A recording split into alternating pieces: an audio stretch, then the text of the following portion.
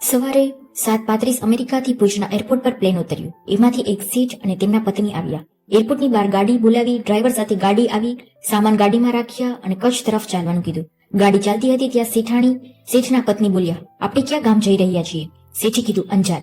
શેઠની પત્નીને વિચાર આવ્યો કે એ ગામની અડીને જ મારા બાપાનું ગામ, એ મારું પિયર છે. તરત જ તેમને શેઠને કીધું, સાંભળો છો, એ ગામની બાજુમાં મારું પિયર છે, મારા બાપુનું ગામ છે, હાલો ને થોડી વાર જતા આવીએ, હાલો ને તમને કહું છું. શેઠ તરત જ ના પાડી દીધી અને એમ કીધું કે કામ પતાવીને સાંજે નીકળવાનું છે પાછું. એમના પત્ની ખૂબ જ કડક ગયા, પણ શેઠ એકના બે ન થયા. પણ ડ્રાઈવરને રહેવાયું નહીં અને બોલ્યા, શેઠ, શેઠાણી કે છે તો ચાલો ને થોડી વાર, તમે નીચે ન આવતા, બસ હું ગાડી થોડી વધારે ચલાવી લઈશ, બસ. શેઠાણી ખૂબ જ રગડ્યા. પછી શેઠ માન્યા. ડ્રાઈવરે ગામ તરફ ગાડી લીધી.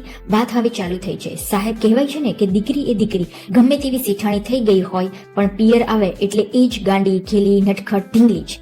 પેલા શેઠાણીએ જેવો આમ કચ્છની ધરતી ઉપર પગ મૂક્યો, કચ્છની ધૂળ પગને અડી, ત્યાં તો શેઠાણીને પોતાનું બાળપણ યાદ આવ્યું. બધું યાદ કરતા કરતા સીધા એમના ઘર તરફ દોડ મૂકી. દોડને પહોંચ્યા અને જોયું ત્યાં ડેલીએ તાળું હતું. હતાશ થઈને દીકરીએ આજુબાજુમાં પૂછપરછ કરી. પૂછ્યું કે મારા બાપુજી ક્યાં? ઘરે તાળું કેમ છે?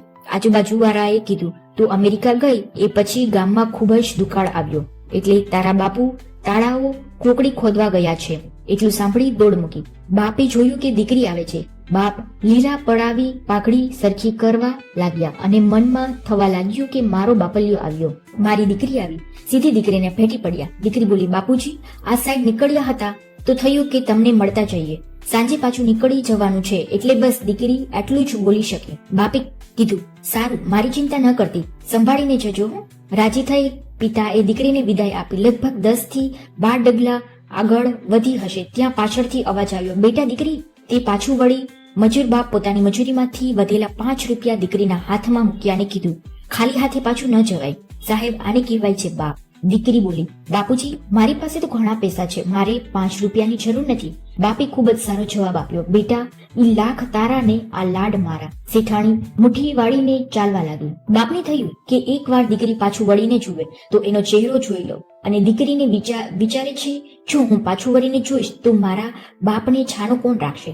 બાપ બસ આટલું કે છે, મારી સામે ન જોતી, કઈ નહીં, પણ આંબલીને પીપળાની ડાળને જોતી જા, જ્યાં તું રમેલી છો.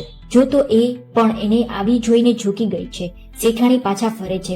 સાહેબ, દુનિયામાં ગમે તેટલું મોટું માણસ બનવું સહેલું છે, પણ દીકરીના બાપ બનવું એ ખૂબ જ અઘરું છે. મિત્રો, શું તમને પણ એવું લાગે છે? તો કોમેન્ટ સેક્શનમાં જરૂરથી જણાવજો. જો તમને વિડીયો ગમ્યો હોય તો લાઈક કરો, શેર કરો અને તમારા મિત્રો સાથે શેર કરો અને ચેનલને સબસ્ક્રાઇબ કરો. રાધે રાધે.